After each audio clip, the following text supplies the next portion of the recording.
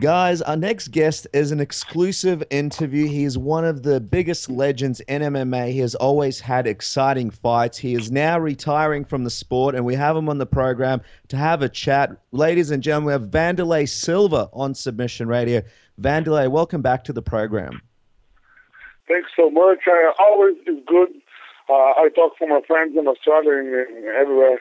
How are you guys? Good? Yeah, we're really good. It's always great to have you on the show, especially because we spoke not long ago.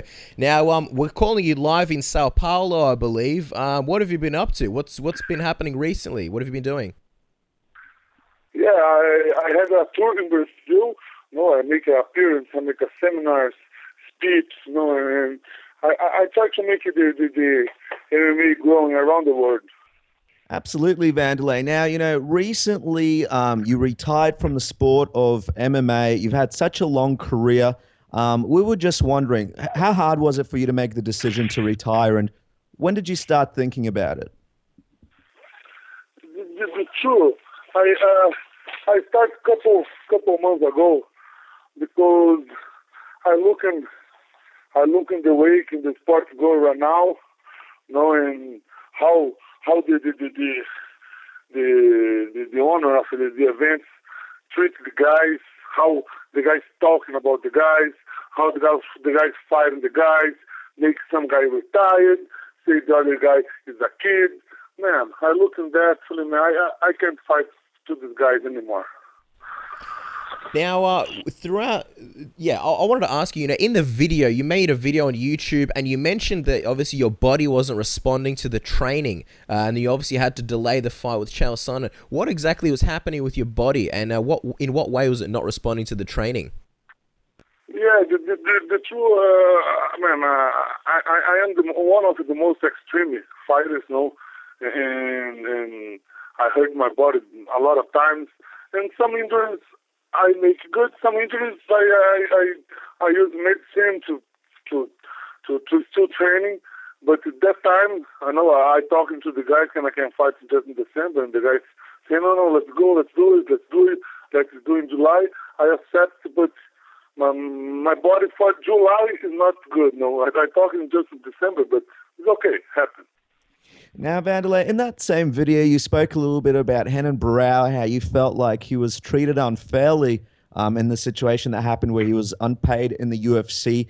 For the people that haven't watched the video, can you just tell us your opinion on the whole Renan Barao situation?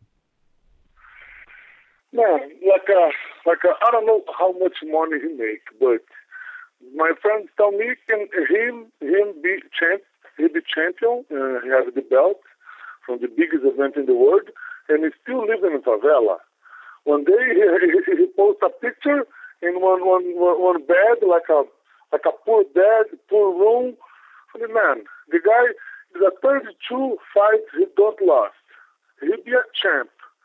He don't have money to buy a house. No, this is unfair. Sometimes okay. This is not so good for anyone. No, it's only late for the event. Everyone champion can still live in a favela.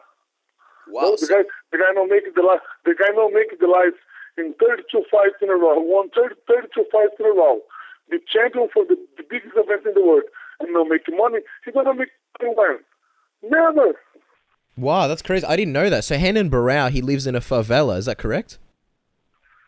Yeah, man. I think I don't know if he's still out to the favela, but he has like a good situation, like a pop star situation, nice car, good life, That for sure the guy don't have, like a big house, big apartment, no. I don't know if he's still living in favela, but he don't be like a don't have money to have a good life right now, for sure, no. Wow. Now, Wanderlei, I wanted to ask you, because obviously in your video you talked about how you were unhappy with the organization and you don't have a stage to perform. Were you talking about the UFC specifically or MMA companies in general?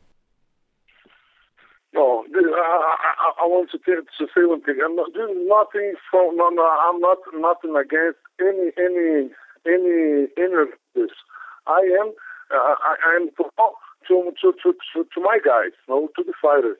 No, I want the guys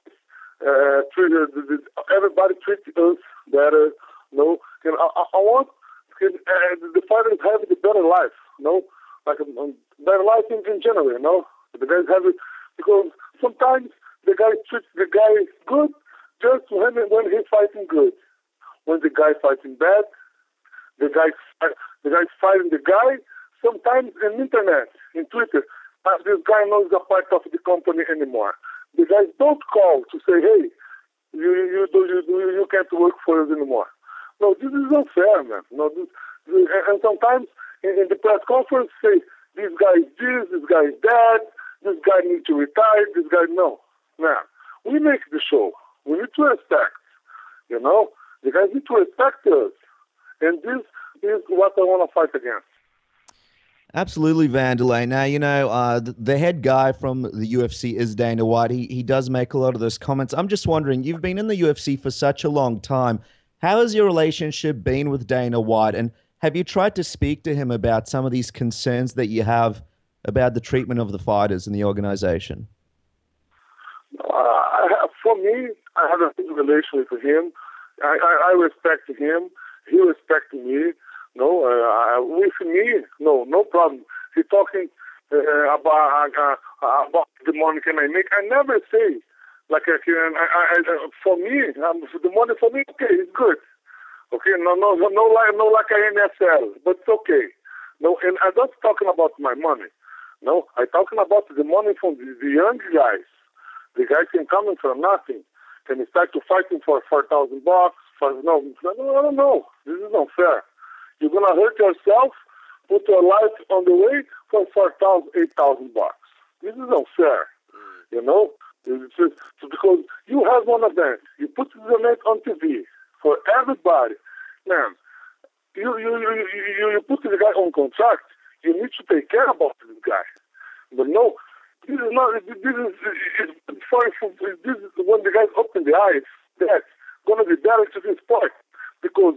When the fighters have more money, the guys can have better trainers, can eat better, can train better. We're gonna fight better. We're gonna make it like the new idols. We're gonna make it the classic. We're gonna back to the top again. Because right now the MMA goes down.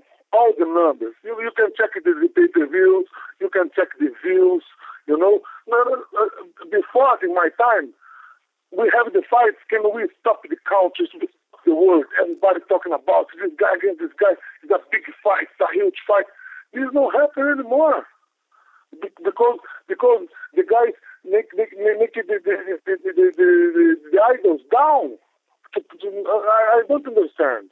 You know, I want to make the MMA ready to go into the next step to be like an NFL, like a American football. No, we need to be stars, but for that. We're going to talk about, and I'm here to help. So the guy's asking me, hey, what we can do? I know what we can do. So what do you think would be the next step in order to get it to, you know, the NFL level? What do you think needs to happen? I think we need to make the clean rules. Because, the clean rules about the commission, the clean rules about the contract. You know, the guys can't use the power to make it like because every fighter is like the guys is scared because they're gonna talk to the boss, and the guys do what they want. No, the guys use the power to you do this or nothing. The guys accept everything, and the rules against the commission. Man, this commission nobody know who put these guys there. Everybody knows. Nobody knows who picked these guys. Nobody knows. Nobody knows nothing. We need to know who gave the power to these guys. Who be behind these guys? No, because we don't know. We don't know. We never know. And the guys, what this guy wants? Man, this is not fair. We need to open the book. You know, and I want to know everything. Absolutely, Wanderlei. Speaking of the commission, you were issued a fine and a lifetime ban from the Nevada Athletic Commission, and a lot of fans were very disappointed when they heard about this. A lot of people felt that the punishment was too harsh. In your opinion, do you think it was the right decision made by the Athletic Commission with your case? Well, I go to defend myself. I go into the courts, of course. So will you be appealing the decision by the State Athletic Commission? No, I go to the court. This is not unfair, and I'm gonna fight to the finish. Wow. So at the moment, and I'm gonna prove that this guy. I'm gonna prove that this guy is wrong against me. This guy can't do nothing with me. So the way it I'm gonna works, prove that. so your case is basically because you were an unlicensed fighter, they shouldn't have tested you. Exactly. I don't have a license. But this guy's gonna, man, I've been working to this guy. I don't have a contract, I have nothing signed. What this guy can do? Nothing. And that is his rules. I don't make these rules. These guys make these rules. And these guys don't respect his rules. What? These guys want to be over the law.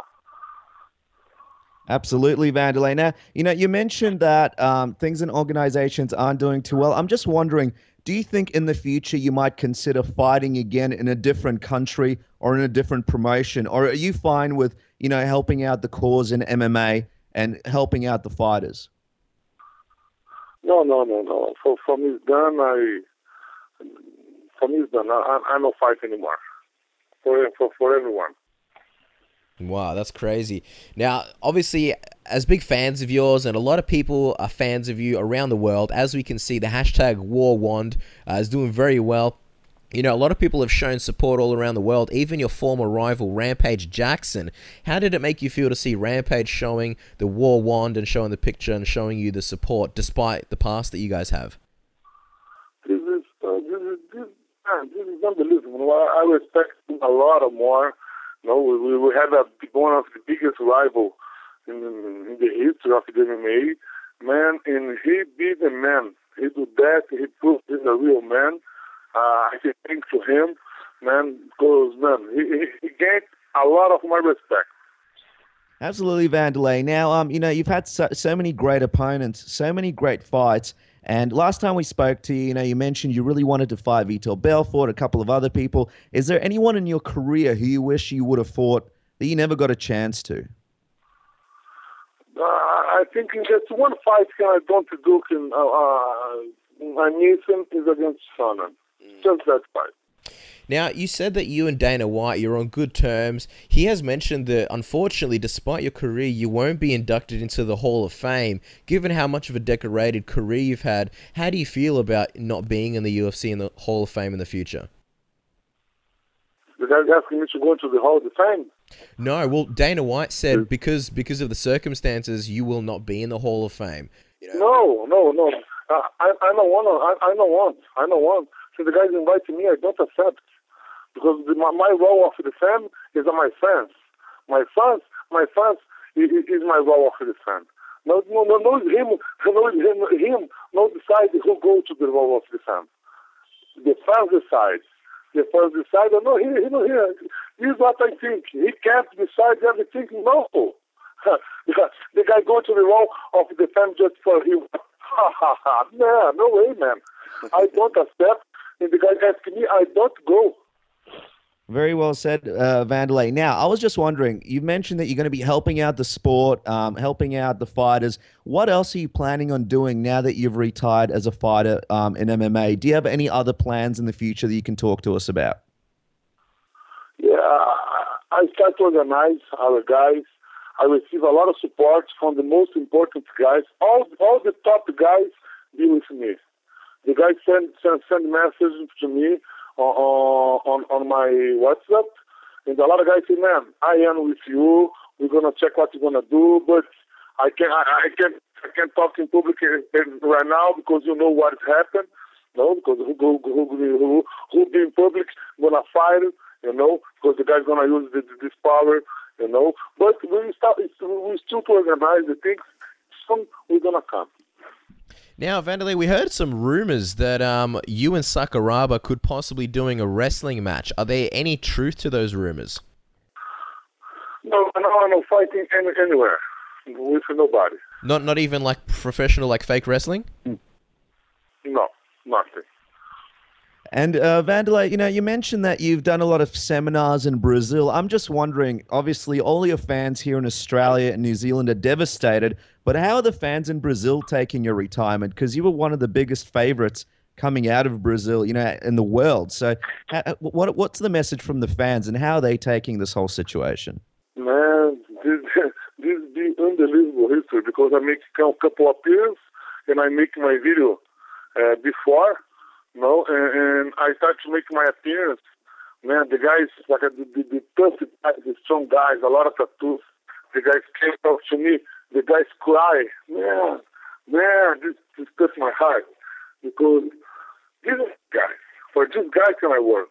The guy came and hugged me and said, man, I start training because of you. I do this thing because of you. Man, you motivate me. Man, this is my home of the fans. For these guys can I work. I don't work for anyone. Work for my fans. Wow. And it makes a lot of sense, because you've obviously had a very decorated career, a lot of fantastic moments. The true MMA fans will always remember that. Now that you're retired, now that your career is finished, how do you feel about it? How do you feel looking back on your career? What are some of your favorite moments that you've had in your career? I feel glad. Man, when the video comes, I watch the video, man, I cry a lot. I put my knee on the ground alone, and thanks to the God, for protecting me from all the years. And no happen not, I'm alive, I'm not dead, because I'm close to death in that sport sometimes, I don't know. And man, I have a couple injuries, but I'm here, I'm good, and God still opened the doors for me. And man, the truth, I'm so glad for all the moments can I feel inside the arena. Is the moment can be priceless, because my fans for me, giving me the best moments in my life, for sure. Well, Wanderlei, from the bottom of our hearts and everybody here in Australia, we want to thank you for all those moments. It's been an absolute pleasure. Before we let you go, we just want to quickly ask you, what's your best memory from Pride? Obviously, Pride has been, a place where you've had so many great moments. What's your favorite memory from there? Man, I'm so glad, because I test myself against the most tough guys in the world, the big guys, the heavyweights. I fight with gloves. I have 3 fights in the night. And for me, I love that. And I can't say just one moment. I had the first when I beat Sakuraba the first time, and I be very famous. When I beat Rampage in Japan, when I be 2 times world champion. When I had a lot of good moments, and I'm so happy with everything that happened to me. Awesome. Well, look, again, Wanderlei, we want to thank you so much for taking the time out to obviously do this interview, have a chat with us, and have a chat to everybody in Australia and all around the world. Guys, you can obviously follow Wanderlei Silva on Twitter at WandFC, and obviously on Facebook, Wanderlei Silva Official. Again, Wanderlei, thank you so much, and thank you for all the memories. Good luck in your future. Thanks so much. Thanks for opening the door. I want to say thanks for all my fans in Australia. All the guys give a good support for me. I'm so glad to fight for you guys in Ace Arena. I had a great moment in that day. I feel the power. I want to say thanks for everyone can be arena, and everyone can give support to me. And man, thanks so much for everything. See you guys. Good job. Be with the God.